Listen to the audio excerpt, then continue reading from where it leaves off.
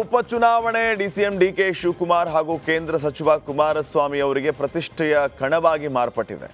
ಚನ್ನಪಟ್ಟಣ ಉಪಚುನಾವಣೆ ಅಭ್ಯರ್ಥಿಯ ಬಗ್ಗೆ ಇನ್ನೂ ಅಂತಿಮ ತೀರ್ಮಾನ ಆಗಿಲ್ಲ ಅಂತ ಕುಮಾರಸ್ವಾಮಿ ಅವರು ಹೇಳಿದ್ದಾರೆ. ಪಕ್ಷದ ಕಾರ್ಯಕರ್ತರ ಜೊತೆಗೆ ಸಮಾಲೋಚನೆ ಮಾಡಿ ತೀರ್ಮಾನ ಮಾಡಲಾಗುವುದು, ಅಲ್ಲದೆ ಬಿಜೆಪಿ ನಾಯಕರೊಂದಿಗೂ ಚರ್ಚಿಸಲಾಗುವುದು ಅಂತ ಹೇಳಿದರು. ನನ್ನ ಕಾರ್ಯಕರ್ತರುಗಳ ಒಪಿನಿಯನ್ನು ನಾನು ತಗೋಬೇಕಲ್ಲ. ನಾನು ಅವ್ರಿಗೂ ಹೇಳಿದ್ದೇನೆ, ನಮ್ಮ ಕಾರ್ಯಕರ್ತರುಗಳನ್ನು ಭೇಟಿ ಮಾಡಿ ಅವರನ್ನು ವಿಶ್ವಾಸಕ್ಕೆ ತೆಗೆದುಕೊಳ್ಳಿ, ನಂತರ ತೀರ್ಮಾನ ಮಾಡೋಣ ಅಂತ ಹೇಳಿದ್ದೇನೆ. ಇಲ್ಲಿ ಇನ್ನೂ ಯಾವುದೇ ರೀತಿಯ ತೀರ್ಮಾನಗಳು BJP ಹೈಕಮಾಂಡ್ ಜೊತೆನೂ ನಾನು ಚರ್ಚೆ ಮಾಡಿಲ್ಲ. ಅವರು ಇನ್ನೂ ನನ್ನ ಜೊತೆ ಯಾರೂ ಚರ್ಚೆ ಮಾಡಿಲ್ಲ. ರಾಜ್ಯದ ನಾಯಕರುಗಳು ಯಾರೂ ಚರ್ಚೆ ಮಾಡಿಲ್ಲ. ಈಗ ಆ ಕ್ಷೇತ್ರದಲ್ಲಿ ನಾನು 2 ಬಾರಿ ಚುನಾವಣೆಯಲ್ಲಿ ಗೆದ್ದಿದ್ದೇವೆ ಕಾರ್ಯಕರ್ತರ ದುಡಿಮೆ ಮೇಲೆ. ನನ್ನ ಕಾರ್ಯಕರ್ತರುಗಳ ಸಹಮತ ಇಲ್ಲದೆ ನಾನು ಯಾವುದೂ ನಿರ್ಧಾರ ಮಾಡಲಿಕ್ಕೂ ಸಾಧ್ಯ ಇಲ್ಲ. ಅವರು ನಿಲ್ಲಬೇಕು ಅಂತಕ್ಕಂಥದ್ದು ಹಿಂದೆ 4-5 ಬಾರಿ ಶಾಸಕರಾಗಿದ್ದಾರೆ. ಅವರು ಆ ಕ್ಷೇತ್ರದಲ್ಲಿ ಪ್ರತಿನಿಧಿಸ್ತಾ ಇದ್ದಾರೆ. ನಮಗೆ ಮತ್ತು ಅವರಿಗೆ ಹಿಂದಿನ ಚುನಾವಣೆಗಳಲ್ಲಿ ಮಂಡ್ಯದಲ್ಲಿ ನಡೆದಂತಹ ಜನತಾ ದರ್ಶನ ಕೃಷಿ ಸಚಿವ ಚಲುವರಾಯಸ್ವಾಮಿ ಹಾಗೂ ಕೇಂದ್ರ ಸಚಿವ ಕುಮಾರಸ್ವಾಮಿ ನಡುವೆ ಜಟಾಪಟಿಗೆ ಕಾರಣವಾಗಿದೆ. ಕುಮಾರಸ್ವಾಮಿ ಅವರ ಭೇಟಿಗೆ ಚಲುವರಾಯಸ್ವಾಮಿ ಟಾಂಗ್ ಕೊಟ್ಟಿದ್ದಾರೆ. ಮೈಸೂರು ಹಾಗೂ ರಾಮನಗರ ಜಿಲ್ಲೆಯಿಂದಲೂ ಜನ ಬಂದಿದ್ರು.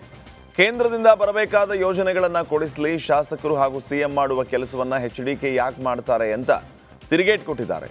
ಲೋಕಸಭೆ ಸದಸ್ಯರಿಗೆ ಆಸಕ್ತಿ ಇದ್ದರೆ ಜಿಲ್ಲಾ ಉಸ್ತುವಾರಿ ಸಚಿವರು ಹಾಗೂ ಶಾಸಕರು ಸಭೆ ನಡೆಸಿ ಮಾಹಿತಿ ಪಡೆಯಲಿ ಅಂತ ಕುಮಾರಸ್ವಾಮಿ ಭೇಟಿಗೆ ವಾಗ್ದಾಳಿಯನ್ನು ನಡೆಸಿದ್ದಾರೆ.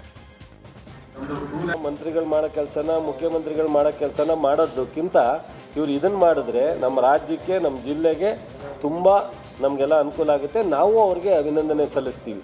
ಮತ್ತು ಏನು ನಮ್ಮ ಅಧಿಕಾರಿಗಳೆಲ್ಲ ನನ್ನ ಜೊತೆ ನಿಲ್ಲಬೇಕು ಅಂತ ಇದು ಒಕ್ಕೂಟದ ವ್ಯವಸ್ಥೆಯಲ್ಲಿ ರಾಜ್ಯ ಕೇಂದ್ರದಲ್ಲಿ ತಗೊಳ್ತಕ್ಕಂಥ ತೀರ್ಮಾನನೇ ಅನೇಕ ರಾಜ್ಯಗಳಲ್ಲಿ ಇಂಪ್ಲಿಮೆಂಟ್ ಮಾಡಲ್ಲ.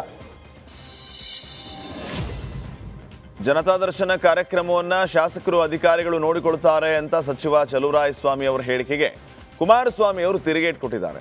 ಅವ್ರು ಕೆಲಸ ಮಾಡ್ತಾ ಇಲ್ಲ ಅಂತ ನಾನಲ್ಲಿ ಹೋಗಿದ್ದು, ನಾನು ಅವರು ಅಪ್ಪಣೆ ತಗೊಂಡು ಮಂಡ್ಯಕ್ಕೆ ಹೋಗ್ಬೇಕಾ, ಹೀಗಂತ ಚಲುವರಾಯಸ್ವಾಮಿಗೆ ತಿರುಗೇಟ ಕೊಟ್ಟಿದ್ದಾರೆ ಕುಮಾರಸ್ವಾಮಿ ಅವರು.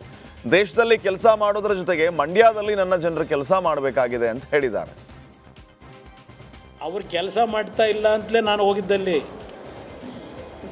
ಕಳೆದ 1 ವರ್ಷದಿಂದ ಕೆಲಸ ಮಾಡಿದರೆ ನನಗೆ ನೆನ್ನೆ 3,000 ಅರ್ಜಿ ಹಾಕ್ಕೊಡೋರು.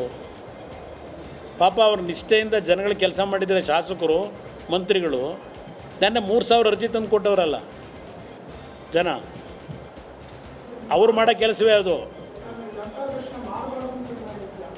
ಅದೇ ಅವ್ರು ಕೇಳಬೇಕು. ಅವರಿಗೆ ನಾನು ಅವ್ರ ಅಪ್ಪಣೆ ತಗೊಂಡು ಹೋಗ್ಬೇಕಾ ಮಂಡ್ಯಕ್ಕೆ ಹೋಗೋಕ್ಕೆ?